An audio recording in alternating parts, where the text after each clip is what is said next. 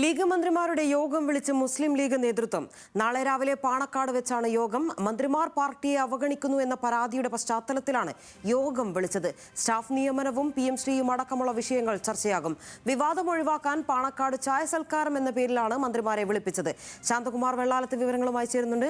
ശാന്തകുമാർ, വിജയത്തിന് ശേഷം ഭരണത്തിൽ വന്നപ്പോൾ തന്നെ വിവിധ കോണുകളിലായി പാർട്ടിക്ക് സ്വന്തമായൊരു വ്യക്തിത്വമില്ല, അല്ലെങ്കിൽ സ്വന്തമായൊരു നിലപാടില്ല എന്ന തരത്തിൽ യൂത്ത് ലീഗ് അടക്കം ആരോപണം ഉന്നയിച്ചു. അതുമായി ബന്ധപ്പെട്ടുള്ള ചർച്ചകളായിരിക്കുമല്ലോ നാളെ ഉണ്ടാകുക.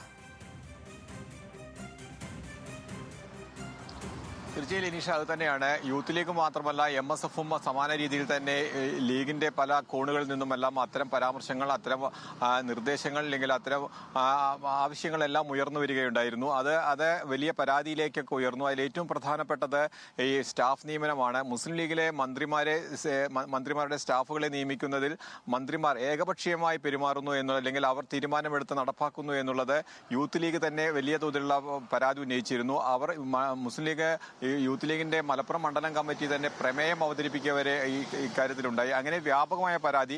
ഒപ്പം തന്നെ ഈ ലീഗിന്റെ പല നേതാക്കന്മാരെയും കാണാൻ തയ്യാറാവുന്നില്ല, അല്ലെങ്കിൽ അവരുമായി ആശയവിനിമയം നടത്തുന്നതിന് തയ്യാറാവുന്നില്ല തുടങ്ങിയ പരാതികൾ മന്ത്രിമാർക്കെതിരെ വിവിധ കോണുകളിൽ നിന്ന് ഉയർന്നു വന്നിട്ടുണ്ട്. ഇവയെല്ലാം പാണക്കാട് സാദിഖ് അലി തങ്ങളുടെ അടുത്ത് ഇത്തരം പരാതികളെല്ലാം ഉണ്ട്.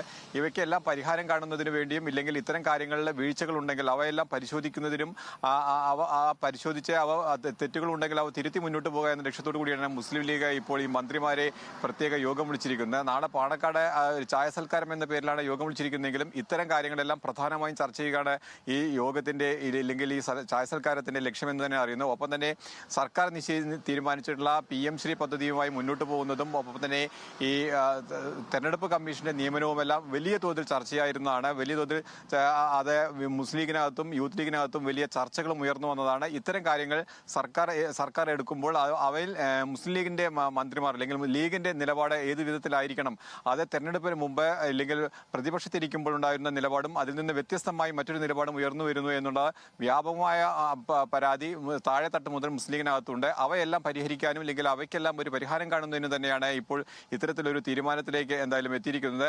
നാളെ രാവിലെ 9 മണിക്ക് പാണക്കാട് സാദിഖ് അലി തങ്ങൾ, അതായത് സംസ്ഥാന പ്രസിഡന്റ് സാദിഖ് അലി തങ്ങളുടെ വസതിയിൽ തന്നെയാണ് യോഗം ചേർന്നിരിക്കുന്നത്.